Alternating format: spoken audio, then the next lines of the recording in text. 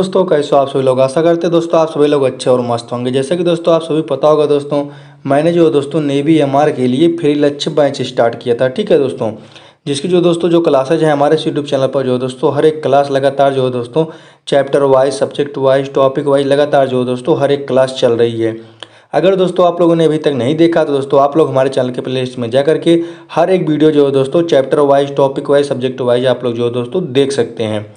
दोस्तों आज की इस वीडियो में जो दोस्तों साइंस के जो दोस्तों मोस्ट इंपॉर्टेंट क्वेश्चन है दोस्तों, आज की इस वीडियो में जो दोस्तों हम कवर करने वाले हैं। तो चलिए दोस्तों वीडियो को अब हम शुरू करते हैं। तो दोस्तों जो पहला क्वेश्चन है हमारा, जीव विज्ञान के पिता किसे कहा जाता है। तो दोस्तों अगर आप सभी को आंसर पता हो तो सबसे पहले जो दोस्तों आप लोग आंसर को कमेंट कीजिए और उसके बाद जो दोस्तों आप लोग आंसर को देखिए। ठीक है, और दोस्तों आप लोग जो दोस्तों लास्ट में हमें ज़रूर बताना कि आप लोगों ने जो दोस्तों कितने क्वेश्चन में से जो दोस्तों कितना क्वेश्चन सही किया। तो देखिए दोस्तों जो पहला क्वेश्चन है, जीव विज्ञान के पिता किसे कहा जाता है। तो दोस्तों अब आपको बताना है कि जीव विज्ञान के पिता किसे कहते हैं। चार्ल्स डार्विन को कहते हैं, या लिनियस को कहते हैं, या अरस्त को कहते हैं, या मेंडल को कहते हैं। तो जल्दी बताइए इसका राइट आंसर क्या होगा। तो दोस्तों इसका जो राइट आंसर हो जाएगा हमारा ऑप्शन नंबर सी, अरस्त को।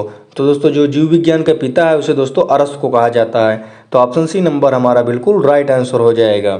और दोस्तों जो अगला क्वेश्चन है हमारा, सर्वप्रथम कोशिका का पता किसने लगाया था। तो दोस्तों आपको बताना है कि सर्वप्रथम जो दोस्तों कोशिका का पता किसने लगाया था। स्लाइडन ने लगाया था, या रॉबर्ट हुक ने लगाया था, या सॉन ने लगाया था, या डार्विन ने लगाया था। तो जल्दी बताइए दोस्तों इसका राइट आंसर क्या होगा। तो देखिए दोस्तों इसका जो राइट आंसर हो जाएगा हमारा option number B, Robert Hooke ने। सर्वप्रथम जो दोस्तों कोशिका का पता रॉबर्ट हुक ने लगाया था। तो ऑप्शन बी नंबर हमारा बिल्कुल राइट आंसर हो जाएगा। चलिए चलते हैं दोस्तों अब हम अगले क्वेश्चन की तरफ। तो दोस्तों जो अगला क्वेश्चन है हमारा, कोशिका का शक्ति केंद्र किसे कहा जाता है। तो दोस्तों अब आपको बताना है कि कोशिका का शक्ति केंद्र किसे कहा जाता है। माइटोकॉन्ड्रिया को कहा जाता है, या लाइसोसोम को कहा जाता है, केंद्रक को कहा जाता है, या कोशिका द्रव्य को कहा जाता है। तो जल्दी बताइए दोस्तों इसका राइट आंसर क्या होगा। तो देखिए दोस्तों इसका जो राइट आंसर हो जाएगा हमारा, कोशिका का शक्ति का केंद्र माइटोकॉन्ड्रिया को कहा जाता है। तो ऑप्शन ए नंबर जो है दोस्तों हमारा बिल्कुल राइट आंसर हो जाएगा। और साथ में दोस्तों आप लोग याद रखें कि माइटोकॉन्ड्रिया को जो दोस्तों कोशिका का पावर हाउस भी कहा जाता है। ठीक है, ये जो दोस्तों ऊर्जा का निर्माण करता है। तो आप लोग इस सब फैक्ट को भी साथ में याद रखेंगे। ठीक है, तो जो अगला क्वेश्चन है दोस्तों हमारा, डीएनए का प्रमुख कार्य क्या है। तो दोस्तों अब आपको बताना है कि डीएनए का प्रमुख कार्य क्या है। प्रोटीन संश्लेषण है, कोशिकीय श्वास है, या दोस्तों कोशिकीय परिवहन है, या दोस्तों अनुवांशिक क्रियाओं का संचालन है। तो जल्दी बताइए दोस्तों डीएनए का प्रमुख कार्य क्या होता है।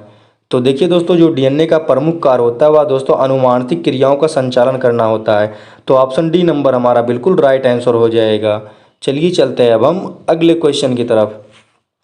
तो दोस्तों जो अगला क्वेश्चन है हमारा, मनुष्य में गुणसूत्रों की कुल संख्या कितनी होती है। तो दोस्तों अब आपको बताना है कि जो मनुष्य है, मनुष्य में गुणसूत्रों की कुल संख्या कितनी होती है। 46 होती है, या 47 होती है, या 56 होती है, या 57 होती है। तो जल्दी बताइए दोस्तों आप इसका राइट आंसर क्या होगा। तो देखिए दोस्तों इसका जो राइट आंसर हो जाएगा हमारा ऑप्शन नंबर है 46।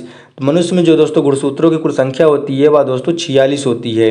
ठीक है, और 23 जोड़ी पाई जाती है, यानी जो दोस्तों 23 प्लस 23। ठीक है, 23 प्लस 23 जो है 46 होती है। ठीक है, 23 जोड़ी जो है दोस्तों पाई जाती है, यानी दोस्तों टोटल 46 पाई जाती है। तो अगर आपको यहाँ पर 23 जोड़ी दिया रहा है ऑप्शन, तो आप 23 जोड़ी ऑप्शन भी जो है टिक कर सकते हैं। ठीक है, तो मनुष्य में गुणसूत्रों की कुल संख्या कितनी होती है, 46 होती है। अगर जोड़ी की बात करें तो 23 जोड़ी। ठीक है, यानी कि 23 प्लस 23 करके 46। ठीक है, तो जो अगला क्वेश्चन है दोस्तों हमारा, प्राकृतिक चयन के सिद्धांत का प्रतिपादक का नाम क्या है। तो दोस्तों अब आपको बताना है कि प्राकृतिक चयन के सिद्धांत का प्रतिपादक का नाम क्या है। चार्ल्स डार्विन है, या लामार्क है, या अरस्तु है, या हरगोबिंद खुराना है। तो जल्दी बताइए इसका राइट आंसर क्या होगा।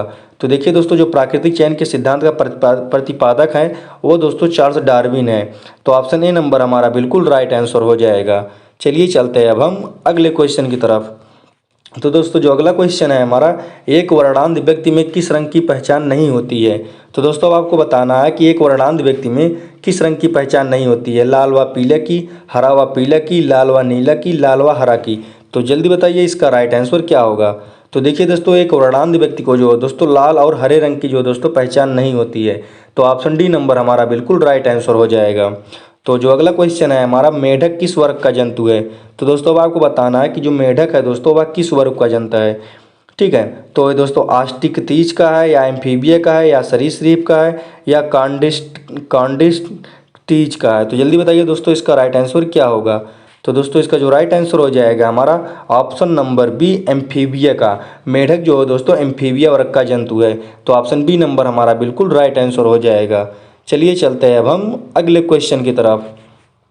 तो दोस्तों जो अगला क्वेश्चन है हमारा, स्तनियों का हृदय कितने कोष्ठक का होता है। तो दोस्तों अब आपको बताना है कि स्तनियों का हृदय कितने कोष्ठकों का होता है।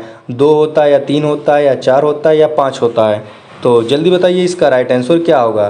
तो देखिए दोस्तों स्तनियों का हृदय का जो कोष्ठक होता है वह दोस्तों चार कोष्ठकों का होता है। ठीक है, 4 कोष्ठ का होता है। तो ऑप्शन सी नंबर हमारा बिल्कुल राइट आंसर हो जाएगा। तो अगला जो क्वेश्चन है हमारा, मछलियाँ किस अंग से सांस लेती हैं। तो जल्दी बताइए दोस्तों इसका राइट आंसर क्या होगा। तो बताइए मछलियाँ किस अंग से सांस लेती हैं, नाक से, त्वचा से या गिल से या मुंह से। तो देखिए दोस्तों जो मछलियाँ होती हैं वह गिल से सांस लेती है। ठीक है, तो ऑप्शन सी नंबर हमारा बिल्कुल राइट आंसर हो जाएगा। चलिए चलते हैं दोस्तों अब हम अगले क्वेश्चन की तरफ।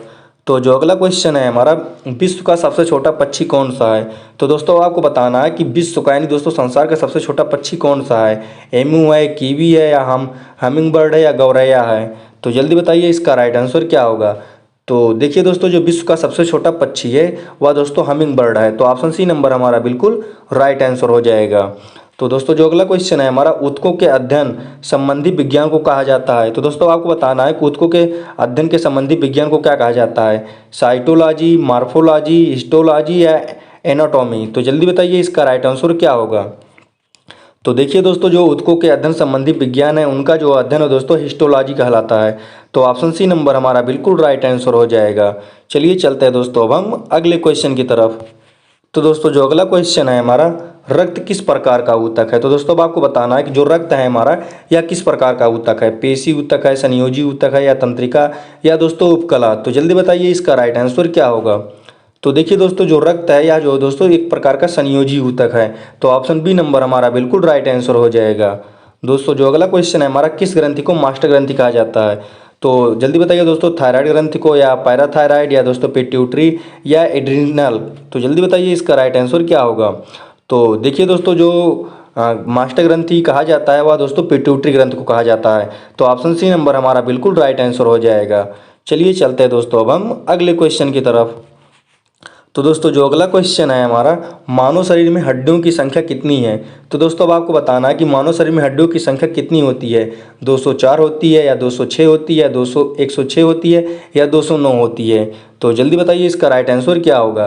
तो देखिए दोस्तों जो मानव शरीर है उनमें जो हड्डियों की संख्या होती है वह दोस्तों 206 होती है। तो ऑप्शन बी नंबर हमारा बिल्कुल राइट आंसर हो जाएगा। ठीक है, तो दोस्तों जो अगला क्वेश्चन है अब हमारा, मानव शरीर की सबसे बड़ी ग्रंथि है। तो दोस्तों अब आपको बताना है कि मानव शरीर में सबसे बड़ी ग्रंथि कौन सी है। पिट्यूटरी है, ब्रिक है या थायराइड है या यकृत है। तो जल्दी बताइए इसका राइट आंसर क्या होगा। तो देखिए दोस्तों जो मानव शरीर में सबसे बड़ी ग्रंथि है वह दोस्तों यकृत है। तो ऑप्शन डी नंबर हमारा बिल्कुल राइट आंसर हो जाएगा। चलिए चलते हैं दोस्तों अब हम अगले क्वेश्चन की तरफ। तो दोस्तों जो अगला क्वेश्चन है हमारा, इंसुलिन की कमी से उत्पन्न होने वाला रोग कौन सा है। तो दोस्तों अब आपको बताना है कि दोस्तों जो इंसुलिन है उसकी कमी से कौन सा रोग उत्पन्न होता है। दमा रोग उत्पन्न होता है या टीबी या डायबिटीज या तीनों। तो जल्दी बताइए इसका राइट आंसर क्या होगा। तो देखिए दोस्तों जो इंसुलिन की कमी से उत्पन्न होने वाला रोग है वह दोस्तों हमारा डायबिटीज है। तो ऑप्शन सी नंबर हमारा बिल्कुल राइट आंसर हो जाएगा। तो दोस्तों जो अगला क्वेश्चन है हमारा, वृक्क की कार्यात्मक इकाई क्या है। तो दोस्तों अब आपको बताना है कि वृक्क की कार्यात्मक इकाई क्या है। न्यूरॉन है, नेफ्रॉन है, बोमन संपुट है या दोस्तों ग्लोमेरुलस है। तो जल्दी बताइए इसका राइट आंसर क्या होगा। तो देखिए दोस्तों जो वृक्क की कार्यात्मक इकाई है वह दोस्तों नेफ्रॉन है। तो ऑप्शन बी नंबर हमारा बिल्कुल राइट आंसर हो जाएगा। चलिए चलते हैं अब हम अगले क्वेश्चन की तरफ। तो दोस्तों जो अगला क्वेश्चन है हमारा, मानव शरीर में पिट्यूटरी ग्रंथि स्थित होती है। तो दोस्तों अब आपको बताना है कि मानव शरीर में पिट्यूटरी ग्रंथि कहाँ पर स्थित होती है। गले में, मस्तिष्क में या वक्ष में या उदर में। तो जल्दी बताइए दोस्तों इसका राइट आंसर क्या होगा। तो देखिए दोस्तों मानव शरीर में जो पिट्यूटरी ग्रंथि होती है वह दोस्तों मस्तिष्क में स्थित होती है। तो ऑप्शन बी नंबर हमारा बिल्कुल राइट आंसर हो जाएगा। तो जो अगला क्वेश्चन है दोस्तों अब हमारा, मानव शरीर में रक्त कहाँ शुद्ध होता है। तो दोस्तों अब आपको बताना है कि जो हमारा मानव शरीर होता है उसमें दोस्तों रक्त कहाँ शुद्ध होता है। हृदय में होता है या फेफड़े में होता है या वृक्क में या धमनी में। तो जल्दी बताइए दोस्तों इसका राइट आंसर क्या होगा। तो देखिए दोस्तों, जो मानव शरीर में रक्त होता है वह शुद्ध दोस्तों वृक्क में होता है। तो ऑप्शन सी नंबर इसमें हमारा बिल्कुल राइट आंसर हो जाएगा। चलिए चलते हैं दोस्तों अब हम अगले क्वेश्चन की तरफ। तो दोस्तों जो अगला क्वेश्चन है हमारा, किस रक्त समूह को सर्वदाता कहा जाता है।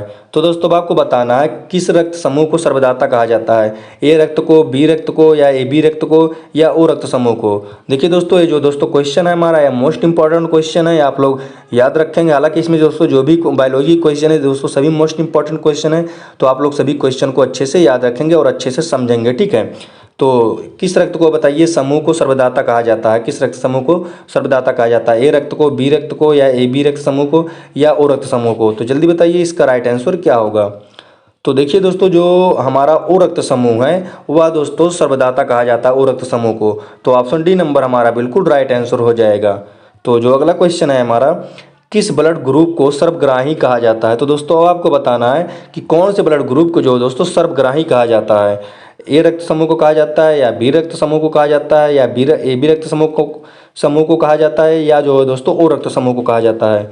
तो देखिए दोस्तों, जो ए बी रक्त समूह है इसको जो दोस्तों सर्वग्राही कहा जाता है। तो ऑप्शन सी नंबर हमारा बिल्कुल राइट आंसर हो जाएगा। चलिए चलते हैं दोस्तों अब हम अगले क्वेश्चन की तरफ।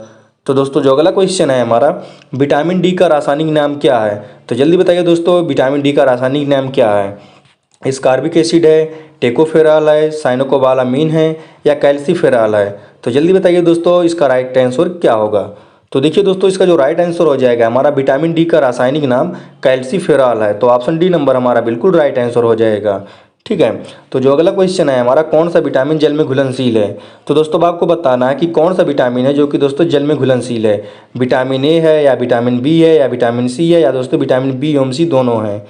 तो दोस्तों इसका जो राइट आंसर हो जाएगा हमारा, विटामिन बी एवं सी दोनों, ठीक है। जो दोस्तों विटामिन बी है और जो दोस्तों जो हमारा विटामिन सी है, ये दोस्तों जो है दोनों हमारा जो है जल में घुलनशील विटामिन है। तो ऑप्शन डी नंबर हमारा बिल्कुल राइट आंसर हो जाएगा। चलिए चलते हैं दोस्तों अब हम अगले क्वेश्चन की तरफ। तो दोस्तों जो अगला क्वेश्चन है हमारा, लाल रक्त कण यानी दोस्तों आरबीसी का जीवन काल कितना होता है। तो दोस्तों अब आपको बताना है कि दोस्तों जो हमारा आरबीसी होता है, आरबीसी जो दोस्तों हमारा होता है उसका जो दोस्तों जीवन काल होता है वह कितना होता है। 125 दिन, 120 दिन, या 90 दिन, या 140 दिन। तो जल्दी बताइए दोस्तों इसका राइट आंसर क्या होगा। तो देखिए दोस्तों, जो हमारा आरबीसी होता है यानी दोस्तों जो लाल रक्त कणिका होती है उसका जो दोस्तों जीवन काल होता है वह दोस्तों 120 दिन होता है। तो ऑप्शन बी नंबर हमारा बिल्कुल राइट आंसर हो जाएगा, ठीक है। तो आशा करते हैं दोस्तों आप सभी को यह वीडियो पसंद आया होगा। और दोस्तों जो हमारी क्लासेज है दोस्तों, हर एक क्लास जो है दोस्तों हमारे इस यूट्यूब चैनल पर लगातार जो है दोस्तों subject wise, topic wise, chapter wise हर एक क्लास जो है दोस्तों लगातार चल रही है। अगर दोस्तों आप लोगों ने अभी तक नहीं देखा तो दोस्तों आप लोग हमारे चैनल के प्लेलिस्ट में जा करके हर एक वीडियो जो है दोस्तों chapter wise, topic wise, subject wise देख सकते हैं। तो आशा करते हैं दोस्तों आप सभी को यह वीडियो पसंद आया होगा। वीडियो पसंद आई हो दोस्तों तो चैनल को सब्सक्राइब करके वीडियो को लाइक कर दीजिएगा। मिलते हैं दोस्तों जल्द से जल्द न्यू वीडियो के साथ, तब तक के लिए जय हिंद, जय भारत।